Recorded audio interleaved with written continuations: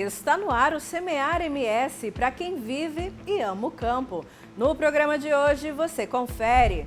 Vazio sanitário começa no próximo dia 15 de junho em Mato Grosso do Sul e durante esse período fica proibido cultivar ou manter vivas plantas de soja em qualquer fase de desenvolvimento. Mato Grosso do Sul deve enfrentar uma onda de frio intenso já na próxima semana. As temperaturas devem cair bruscamente e há previsão de geada em diversas regiões do estado. No bate-papo com o produtor, nós vamos entender como funciona o programa Crédito Sistêmico, que impulsiona a agricultura familiar. E mais, no quadro Paixão pelo Agro, nós vamos conhecer a história do Auro Otsubo, pesquisador da Embrapa que se dedica a mudar vidas de pequenos produtores. O Semear MS começa agora.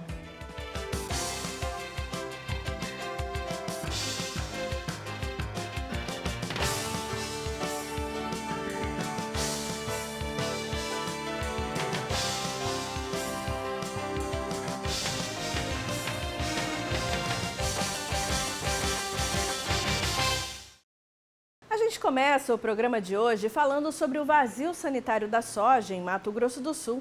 O período vai de 15 de junho a 15 de setembro, quando fica proibido cultivar ou manter plantas de soja no campo. A medida é fundamental para quebrar o ciclo da ferrugem asiática, uma das principais doenças da cultura. Já a semeadura da safra 2025 estará liberada entre 15 de setembro e 31 de dezembro. O Ministério da Agricultura e Pecuária divulgou a portaria que estabelece as datas do vazio sanitário e do calendário de plantio da soja para a safra 2025-2026. Durante o vazio sanitário é proibido cultivar ou manter vivas plantas de soja em qualquer fase de desenvolvimento. A medida visa reduzir a sobrevivência do fungo causador da ferrugem asiática. Já o calendário de semeadura tem como objetivo limitar o período de exposição da lavoura à doença, diminuindo o número de aplicações de fungicidas e, consequentemente, a pressão de seleção de fungos resistentes aos defensivos. Esse fungo, que chama Phacopsora pachyriae, ele é um fungo biotrófico. O que é isso? É um fungo que ele só se multiplica e só sobrevive nas folhas vivas da planta, principalmente de soja. Então, se não houver plantas vivas, folhas vivas, o fungo morre. Ele não sobrevive nos restos de cultura, não sobrevive no solo ou em qualquer meio artificial. Então, quando a gente elimina a planta, o fungo morre por não ter onde se multiplicar, onde sobreviver. No Mato Grosso do Sul, o vazio sanitário terá início no dia 15 de junho e seguirá até 15 de setembro. Já o plantio da soja estará autorizado entre os dias 16 de setembro e 31 de dezembro de 2025. Desde que o vazio sanitário foi implementado, no ano de 2006, já tem se observado uma facilidade de se controlar a doença. E essa facilidade ocorre porque, devido ao vazio sanitário, o fungo ele demora mais para causar doença no início da safra e começa então com um patamar de doença mais baixo, né? Essa característica do fungo de só se sobreviver em plantas vivas já era conhecida, já havia um estudo sobre esse fungo. Então, quando a doença foi detectada no Brasil, em poucos anos, tanto a Embrapa, com auxílio de outras instituições, já apenas validou algumas tecnologias aqui, refez alguns experimentos de vazio sanitário e logo chegou à conclusão de que esses 90 dias de vazio sanitário é suficiente para eliminar o fungo. A responsabilidade pela fiscalização das normas é da IAGRO, Agência Estadual de Vigilância Sanitária, em conjunto com o Ministério da Agricultura. Os produtores que não seguirem as regras estão sujeitos a penalidades. Além do cumprimento do vazio sanitário e do calendário de plantio, a Embrapa recomenda outras estratégias para conter o avanço da ferrugem asiática. É importante que o produtor, ele, ao aplicar fungicidas para controle de soja, ele faça primeiro, ele busque qual a eficiência dos fungicidas, né? E procure fazer uma rotação de princípios ativos, não ficar aplicando sempre o mesmo fungicida, porque aquele que não morreu com o primeiro vai morrer com o segundo, que é uma molécula diferente, né? Também é importante, ao observar que já existe doença, já existe a ferrugem, associar o uso de um fungicida multissítio, junto com esses sítios específicos, né, que é um fungicida de amplo espectro de ação. E também, assim, de preferência, fazer o controle preventivo. E chegou aquele momento de ficar por dentro de tudo o que acontece no agro. Pegue papel e caneta e anote tudo o que rola na nossa agenda rural.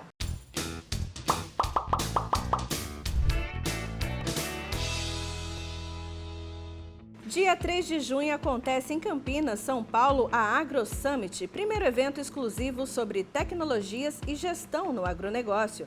Focado em inovação, destaca soluções de ponta para um setor que movimenta até 30% do PIB nacional. De 3 a 6 de junho acontece em Pontalina, Goiás, a FenaShow, maior encontro de produtores rurais da região sul do estado. A feira reúne as principais empresas do agronegócio. Reconhecida pelo seu porte e relevância, a FenaShow oferece oportunidades para debater demandas e conhecer inovações tecnológicas. De 4 a 7 de junho acontece em Ponta Porã, aqui em Mato Grosso do Sul, a 4ª edição da Ponta Agrotech, Feira de Negócios e Inovação no Agronegócio. Realizado no Majestic Hall, o evento busca integrar empresas, produtores rurais e todo o ecossistema do agronegócio nacional.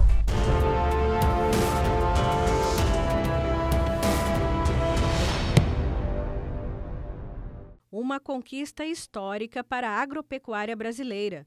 Durante a 92ª Assembleia Geral da Organização Mundial de Saúde Animal, realizada em Paris, na França, o Brasil recebeu o reconhecimento como área livre de febre aftosa sem vacinação.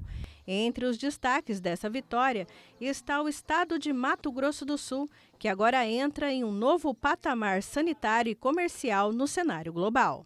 Nós, zona livre de aftosa sem vacinação, abrindo novos mercados provavelmente para o nosso produto, principalmente do Brasil inteiro, não só do nosso estado. Quero aqui agradecer a toda a delegação do nosso estado que está aqui, o Daniel, a turma do Iagro, todo mundo representado, o Bereta, o Jaime, a senadora Tereza, por esse trabalho de mais de 20 anos, onde agora nós conseguimos aí o status da nossa carne livre de aftosa sem vacinação.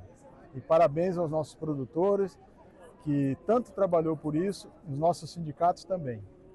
Brasil, Brasil, Brasil, Brasil, Brasil. A senadora Tereza Cristina destacou que a conquista do certificado vem sendo construída com muitas mãos ao longo dos anos e ressaltou a importância da manutenção dessa credibilidade da carne brasileira junto aos mercados internacionais. Agora usar toda essa tecnologia, todo esse know-how adquirido ao longo desses anos para fazer a manutenção. A manutenção para que a gente possa continuar tendo uma coisa que o Brasil ganhou. Eu falava agora há pouco com o Dr. Jamil, que quando nós começamos lá atrás, nós não tínhamos credibilidade internacional e hoje o Brasil tem. E isso a gente ganha, mas pode perder fácil. Então, é trabalhar para essa manutenção, para que essa credibilidade, que o nosso serviço funciona e que nós podemos entregar produtos saudáveis para todo mundo, que a gente possa continuar e deixar os produtores cada vez mais tecnificados, cada vez mais no campo, produzindo. O mundo precisa de comida, o mundo precisa de segurança alimentar, mas também a sanidade é importantíssima em tudo isso.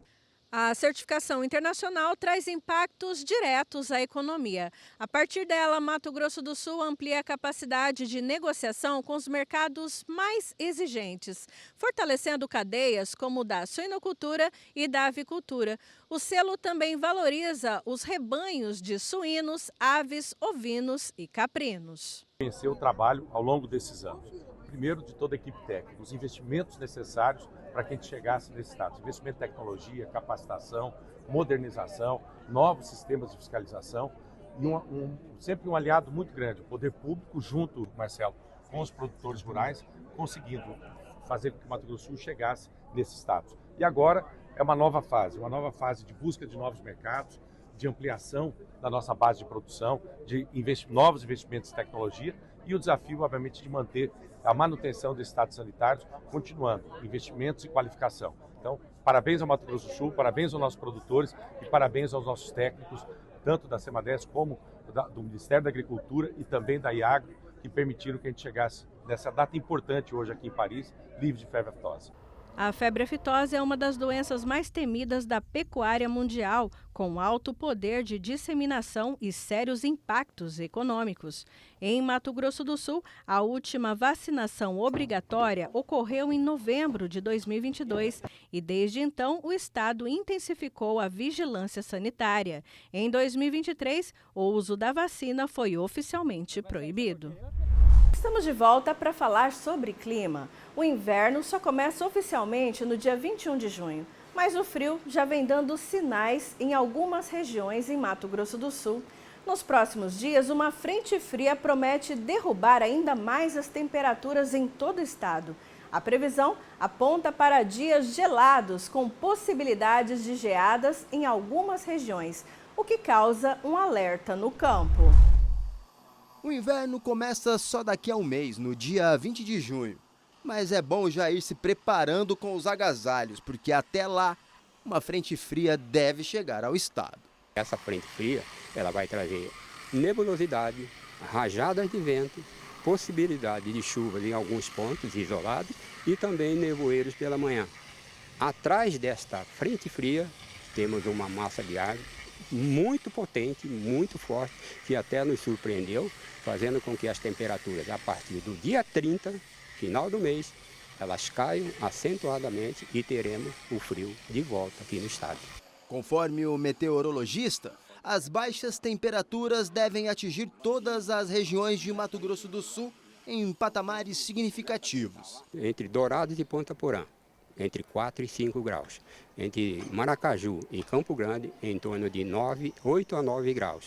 Mais ao norte, entre São Gabriel e Coxim, em torno de 12 graus. Três Lagoas e Corumbá, em torno de 11 graus, que é frio significativo por esses dois municípios. E principalmente na região sudoeste, Bela Vista, Porto Murtinho, ali próximo de Bonito, naquela região ali, a possibilidade de geada gira em torno de 70% a 80% na virada do mês, entre 31 e dia 1º. Os reflexos do clima poderão afetar, inclusive, o setor produtivo. Pode interferir na qualidade, na alimentação e nos cuidados, entre hortaliças, aviárias e, inclusive, também na atividade agrícola, que pode ter algum prejuízo se ocorrer geadas nessas culturas. Se a previsão para o final do mês e início de junho já aponta queda nos termômetros, a chegada do inverno pode ser ainda mais drástica, com temperaturas que há muito tempo não ocorrem no estado. Os valores dos modelos que nós estamos observando estão indicando que essa pressão no Oceano Pacífico, chamada de Poço dos Andes, deve ganhar uma força excepcional e traz uma outra indicação, que o mês de julho, a primeira semana para a segunda, esse frio muito potente, que pode ocorrer agora no início de junho, vai se repetir provavelmente mais forte na primeira semana de julho. Terão valores que poderão ser potencialmente mais fortes, com geadas mais significativas, que são eventos que para nós não foram identificados pelo menos nos últimos 40 anos. Um pesquisador que transforma ciência em inclusão e desenvolvimento no campo. Conheça Auro Otsubo, da Embrapa, que vive uma história de paixão pelo agro. Com décadas de dedicação, ele leva a tecnologia a pequenos produtores indígenas e quilombolas.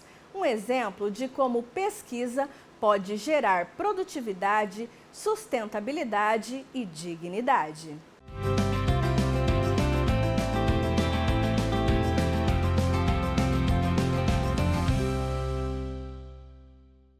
No churrasco sul-mato-grossense, ela é presença obrigatória.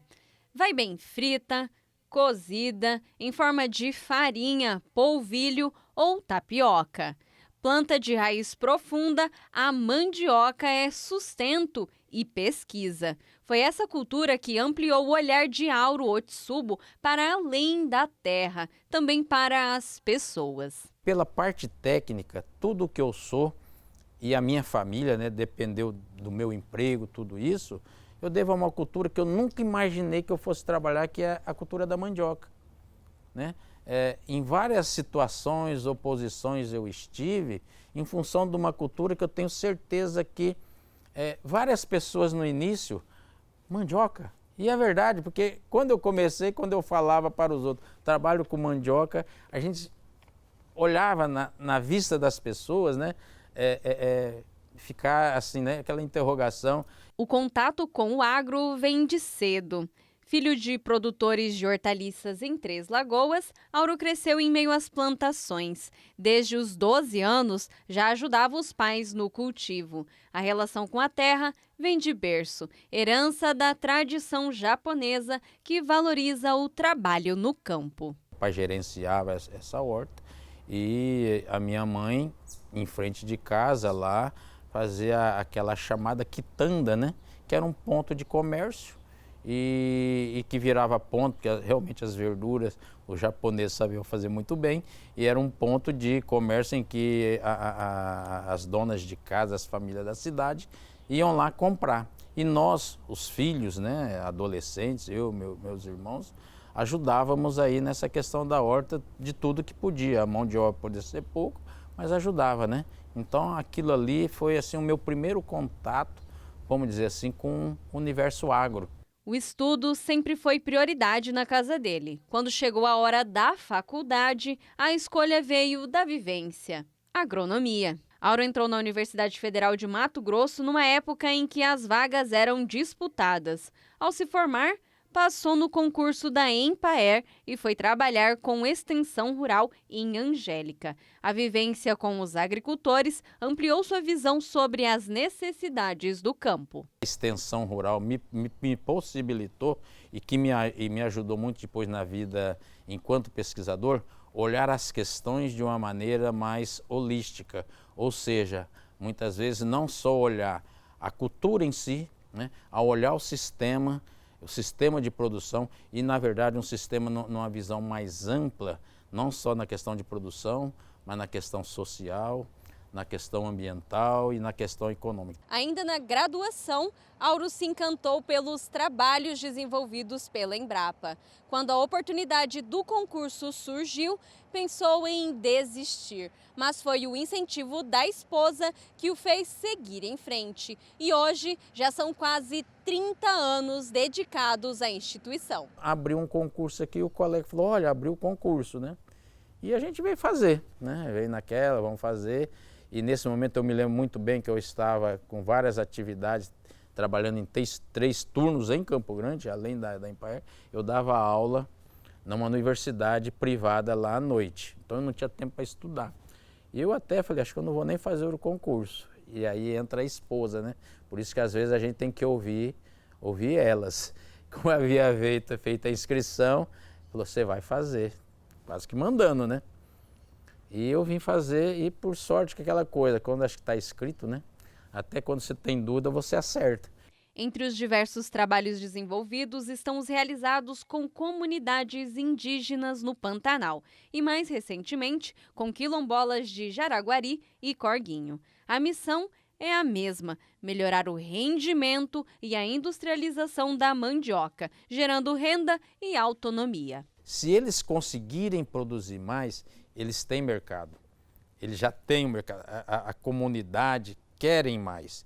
E eles pararam e não conseguiram aumentar o seu rendimento, por diversos fatores, né? Hoje, ataque de pragas, uma série de doenças que eles não conheciam estão lá dentro. Então, de como conviver com isso, é o que nós estamos levando. Além da pesquisa, ele também abraçou a missão de ensinar. A experiência na docência é lembrada com orgulho e carinho, uma das mais gratificantes da carreira. A parte do magistério é uma parte muito bonita para a gente, quer seja como profissional, mas também como ser humano, né?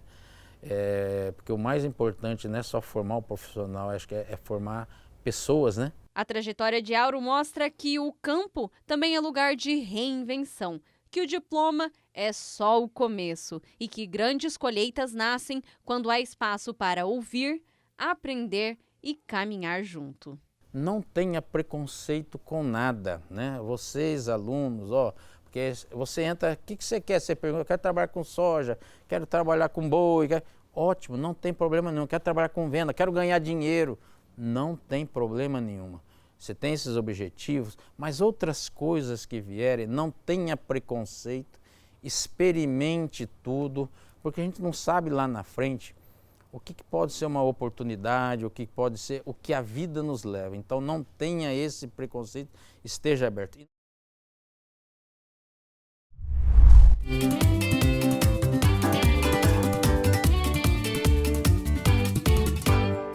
Olá, começa agora o bate-papo com o produtor e o tema de hoje é como o crédito sistêmico ajuda o pequeno produtor rural.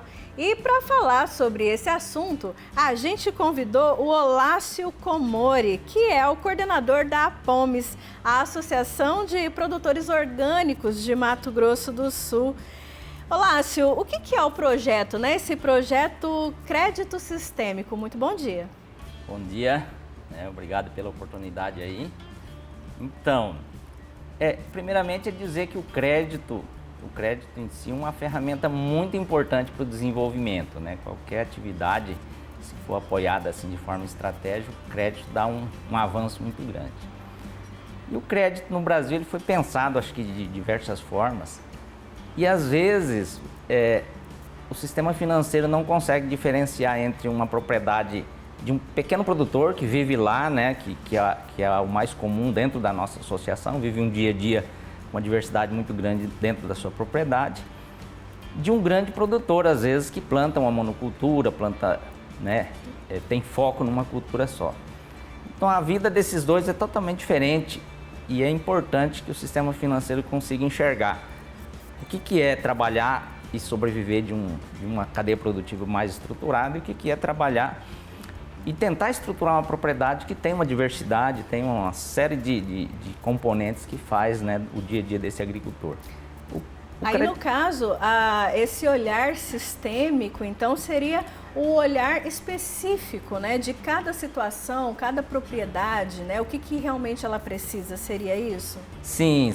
O nome crédito sistêmico, ele foi colocado porque é um crédito que tenta enxergar não uma cadeia produtiva específica, mas o conjunto de atividades que o pequeno produtor faz na propriedade, tentando identificar onde é que pequenos investimentos ou custeio com o crédito faz uma grande diferença para aquela família. Então, o crédito sistêmico tem que ter esse olhar sistêmico mesmo. E quem que pode participar, né? Qual é as características do produtor rural que pode aderir a esse sistema?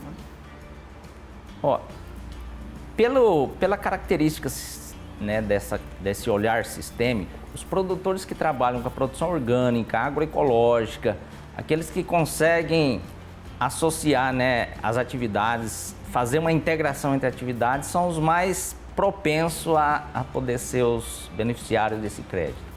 Porque ele não é um crédito para uma cadeia produtiva, mas para um conjunto. E esse conjunto, o olhar de quem trabalha com a agroecologia tenta enxergar esse conjunto. Por exemplo, um produtor que tem horta, faz criação de pequenos animais, a esposa tem uma atividade de leiteria, né? Tira um pouquinho de leite, tem um grande pomar aí também que produz frutas durante uma época do ano e tem um pedacinho de lavoura também, planta mandioca. Como é que a gente vai enxergar? Um pequeno investimento ali na horta, a gente acabou investindo, ajudando o produtor a consolidar um sistema de irrigação mais completo para diminuir o trabalho, né, da irrigação de manhã. A gente proporcionou com que ele adquirisse um tratorito, que é um microtrator para ajudar no preparo dos canteiros. Reformar um galinheiro, olha aí. Olha aí. Como o crédito não pode ajudar, porque ele tem uma criação bastante expressiva de galinhas, vende ovo, vende frango. E tudo isso com a sobra da horta, né? A horta proporciona algum resíduo que ajuda a tratar das galinhas. O esterco das galinhas, por sua vez, também retorna para a horta para ajudar na adubação. E a decisão também de, nesse mesmo crédito, colocar a aquisição de uma matriz leiteira foi porque a gente percebeu que a propriedade tinha um potencial para aumentar um pouquinho mais o rebanho, né? Porque estava sobrando comida, a silagem tinha em quantidade que era possível ter mais uma matriz. E a partir do momento que a família adquiriu uma matriz de melhor qualidade, maior aptidão leiteira, quase que dobrou a quantidade do leite produzido por essa propriedade, né? Então o crédito teve essa seguinte visão, né? Diminuir o desperdício da propriedade, né? Fazer com que as atividades se integrassem melhor, diminuir a penosidade do trabalho do agricultor, né? Porque investindo num microtrator agora ele não tem um trabalho mais penoso, e essa questão do acesso ao crédito sempre foi um desafio. A partir do momento que a gente conseguiu fazer uma aproximação com uma fundação que nem é do Brasil, né? Ligada a um banco lá da Holanda, a Fundação Rabobank, e a especialidade deles é crédito. E essa fundação acreditou numa proposta da gente conseguir fazer chegar esse crédito de forma diferenciada lá para os nossos associados, e acabou aplicando uma quantidade de recursos numa experiência, num projeto piloto, né? A gente já vai para o 4º ano dessa experiência, né?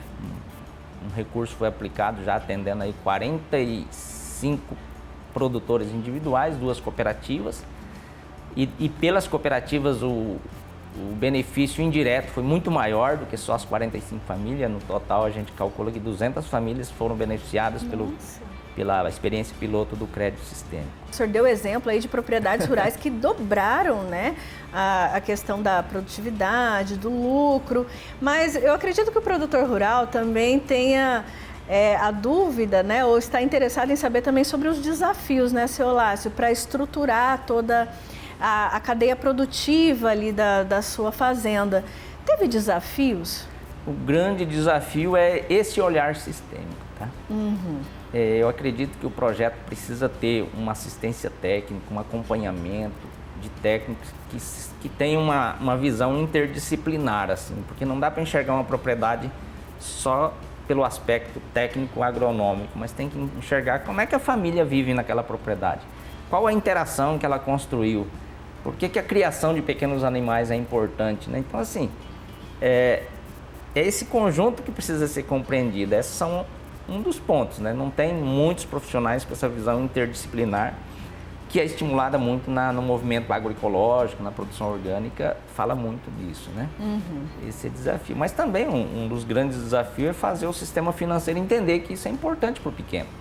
E, de repente, até implantar no Brasil o que já se faz em outros países, como a Holanda, né? O senhor falou agora da fundação, né, Rabobank, né, que ajuda, né, que está apoiando esse projeto. E por que não no Brasil, né? Porque não tem ainda esse olhar, né, que o senhor falou. E as expectativas para o futuro, né? O que o senhor enxerga desse projeto aí para os próximos meses, os próximos anos? O senhor me falou também que esse projeto está acontecendo aqui em Mato Grosso do Sul, mas que o senhor também tem levado ele para outros estados, não é mesmo? Então, depois do estudo, né, que resultou nesse relatório, né, que foi lançado recentemente, a Fundação Rabobank, ela decidiu ampliar a experiência. Então, ela ampliou a quantidade de recursos investidos ali para atingir uma quantidade maior de famílias. E, além disso, né, ela está expandindo, né, ela propôs a expansão dessa experiência para 3 cooperativas do Rio Grande do Sul, né, cooperativa de agricultores familiares, também, que cada uma vai receber também uma cota de um recurso para aplicar com a metodologia sistêmica. A gente já tem dialogado com essas cooperativas, a gente já está fazendo um intercâmbio aí de conhecimento, um pouco de saber a realidade deles lá, como é que esse crédito vai funcionar. Então, em termos de futuro próximo, a gente ampliar o alcance, né, dessa experiência piloto e depois expandir até para outros estados, né? Isso aí é muito interessante aí do nosso ponto de vista. Agora, em termos assim de médio prazo, longo prazo, essa experiência também já foi estudada pelo movimento agroecológico. E a gente quer, através de informações que existe hoje de forma mais concreta, apesar do número ainda não ser muito significativo, né, 45 experiências a campo, que a gente possa ajudar o próprio governo a criar políticas públicas específicas para essa diversidade que existe nas pequenas propriedades. Quem sabe aperfeiçoar as linhas de crédito para esse público, né? A Fundação Rabobank, quando ela apoia uma proposta de crédito, ela ela leva o crédito e uma parcela do recurso é para dar suporte ao crédito.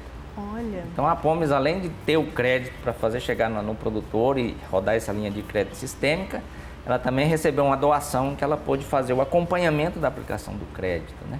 Porque esse acompanhamento é fundamental para o projeto dar certo. Não só para fazer a proposta, mas para acompanhar a aplicação da proposta. E durante esse período de acompanhamento pode ser que seja necessário fazer pequenas correções de direção, né? Pode ser que alguma coisa não esteja dando certo e aí o acompanhamento consegue, às vezes, reparar alguma direção que não está tão correta, né? Uhum. Mas realmente, assim, ampliar a quantidade de técnicos que possa acompanhar esses pequenos agricultores que ainda vivem dessa diversidade. Pode ser que o pequeno ele vai se especializando, ele vai crescendo, tem um certo momento que ele já se torna empresário de uma atividade mais específica. Mas a grande maioria do nosso público, né, da nossa associação, ainda é aquele que vive de uma diversidade ali na propriedade. Aí precisa ser enxergado isso, né? Agora falando uma coisa que interessa muito, hein, seu Lácio? Ó, din-din, dinheiro no bolso, né? Como é que faz os produtores? Tem um limite de crédito que eles podem pedir para investir na propriedade? Nesse grupo, né, que a gente está no projeto piloto que o senhor tem coordenado aí, de 46 famílias, né? Geralmente os créditos variaram aí de quanto em valores? A média, né, acho que chama ticket médio dos créditos foi de R$23 mil. Uhum. São valores assim que para uma família que está iniciando. E vale dizer também que muitas dessas famílias, elas foram inseridas no crédito. Elas nunca tinham tido a oportunidade de acessar crédito, por falta de documentação, muitas coisas que o sistema exige, né? Mas chegou projetos de até 45 mil, 50 mil reais, que foram recursos para que a gente pudesse dar às vezes até uma cara nova, não para deixar bonito, mas para deixar a propriedade mais funcional, né? Mais funcional, pensando aí sempre com esse aspecto aí de integração das atividades, de diminuir a penosidade do trabalho e de que os pequenos investimentos possam trazer retorno mais rápido, que a partir de uma melhoria de renda, o produtor também começa a investir na propriedade, né?